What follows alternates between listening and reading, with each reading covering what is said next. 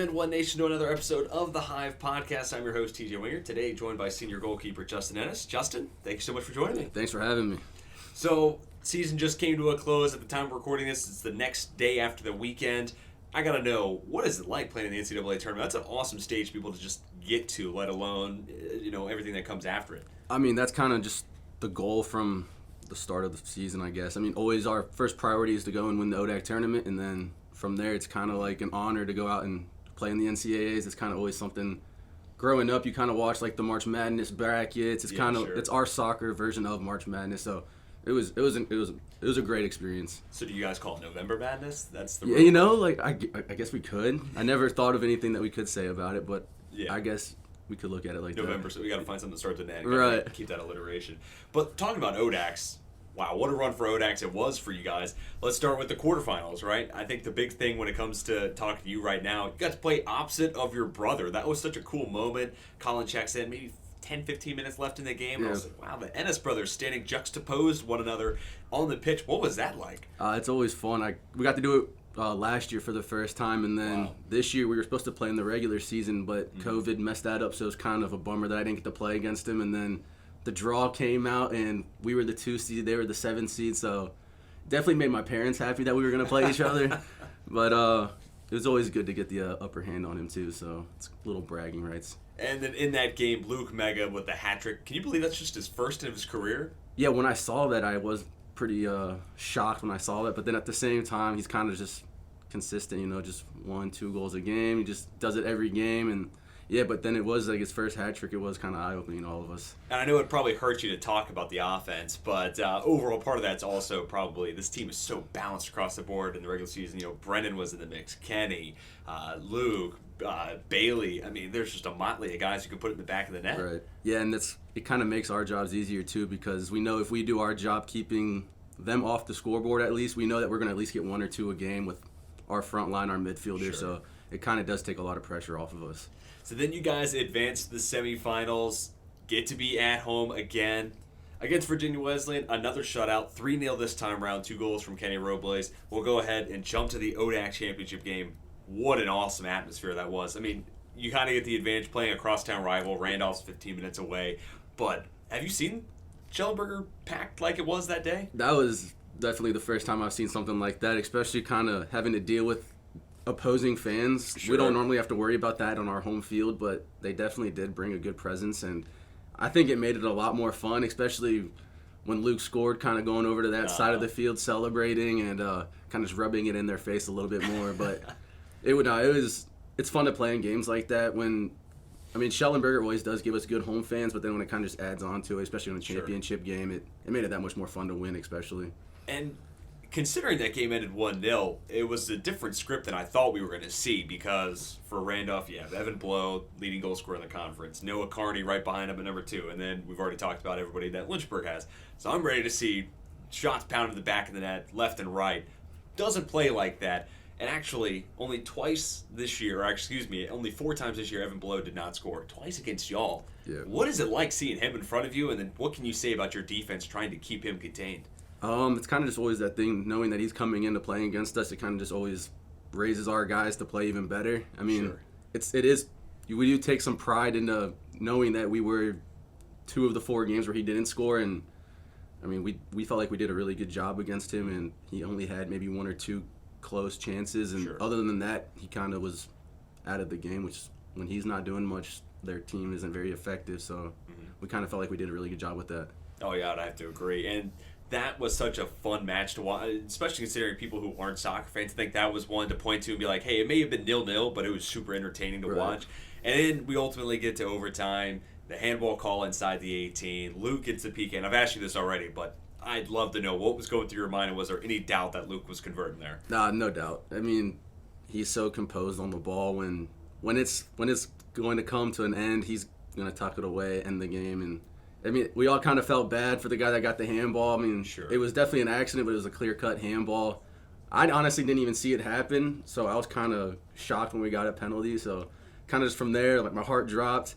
Luke grabbed the ball, put it on the spot, and then it was over from there. So And then after that, you guys ring the bell. And what is that moment? Because everybody talks about it, and then last spring, you get to just see 8 teams overall at Lynchburg do it, and what is it like getting to win the ODAX and ring that bell? Yeah, no, it's a great tradition that Lynchburg brings. I'm new to it, being like a transfer last year, so being able to come in and ring the bell my first year and then also coming in and doing it again my second year, it just makes it that much better just because seeing everyone kind of line up that you can run in between them to get to the bell, it's a really cool experience. And then, yeah, the fact that like a majority of our teams got to do it last spring, and then we had a good amount of teams hopefully this year coming up to do it again, and it is just something really cool to hear the bell. And especially we were practicing a couple nights before, and it's like a late practice, and I think cross country was coming from an away, and they got home late. We heard the bell. We kind of just, when you hear the bell, you know that there is a championship, so it's always cool to hear.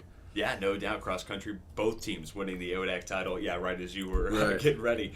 So now leaving the ODAC tournament, we talked about the offense and how explosive y'all are on that end. But I think a group that may go overlooked, and there's a couple of areas that kind of get that naturally based in soccer, but y'all's back line.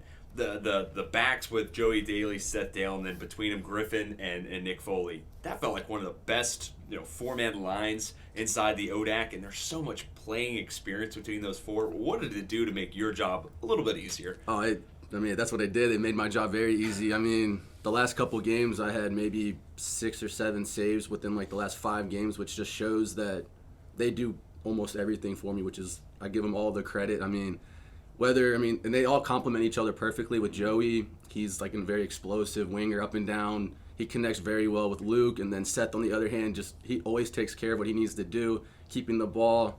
They like to pick on him because he's a little guy, but he always handles himself. So, and then with the 2 center backs, Foley's always the vocal one. I'm sure you guys can see that, but he's a great leader. He does a lot for the team, and then Griffin's just very composed, does everything he needs to do, and then just from there, it just creates a great back line. You kind of touched on it there. We actually talked about it in the ODAC championship game. There was a stretch down towards the end of the regular season and in ODACs themselves. You faced 5 shots on goal over the last 6 games we had played in. Yeah. That is ridiculous. I think that just kind of adds on to what you were just talking about with those back 4. And then we have to kind of lump them in a similar category, but Bailey plays all over the place. But him, Carter Averett, Monzi Shalid, what those guys do to possess. It felt like in a lot of games y'all ran away with this year, y'all had time of possession 90%. It felt not even close. Can you kind of talk about their importance despite them having positions that might not rack up a ton of stats, even though Bailey and Monty do get in the mix there? Yeah, with those 3, I mean, all 3 are completely different players. Like, Carter Averett's kind of our stay-at-home guy. It doesn't look like he ever is panicking or is ever nervous. He's just like, the ball comes to him, he's so calm, gets rid of it, does what he needs to do. And then, like, Bailey, I make fun of him a lot and call him a meathead. He kind of just likes to bash, win 50-50 balls, go everything 100% through tackles. If you don't see him going into a tackle, you know there's something wrong. So he's that kid that just loves to go and just physical contact. And then Monzi's just super explosive, loves the ball at his feet. When he has the ball at his feet, he's taking on players, dribbling, and then just the speed on the ball is just much different with him. So it just, everyone complements each other perfectly in the midfield. It's amazing to hear you say all this because that's what we've been saying in the press box, and especially Carter. I think he is exactly what you would want out of a holding mid. He just fits that profile so perfectly. So that's all fantastic, and we've already talked about the NCAA tournament, but let's talk about it from a team perspective. Y'all had a nice little time before then. You got there Thursday, plus Atlanta, great place to visit. Have you ever been to Atlanta before? That was, other than this season, I've been there one other time, just kind of sightseeing and whatnot, but going in with the team is completely different. Just spending time with them. I mean, we spend a lot of time together as it is, but then just being in a different area, seeing different things, it's always fun to be hanging out with the guys. So yeah, no doubt. And now talking about the program in itself, we got to talk about the man at the helm, Chris Yeager.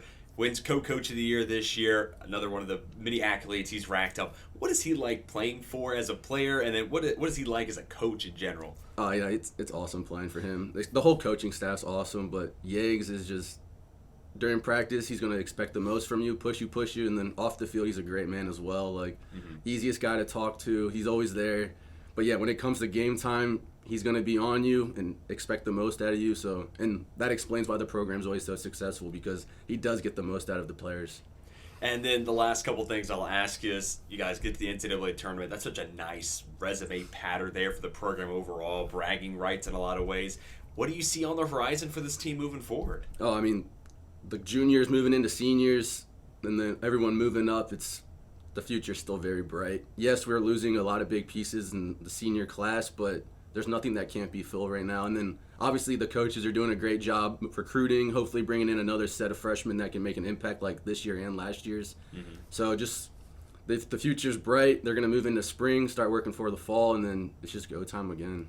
Awesome. Justin, thank you so much for your time, man. Yeah, I appreciate it. Thanks for having me.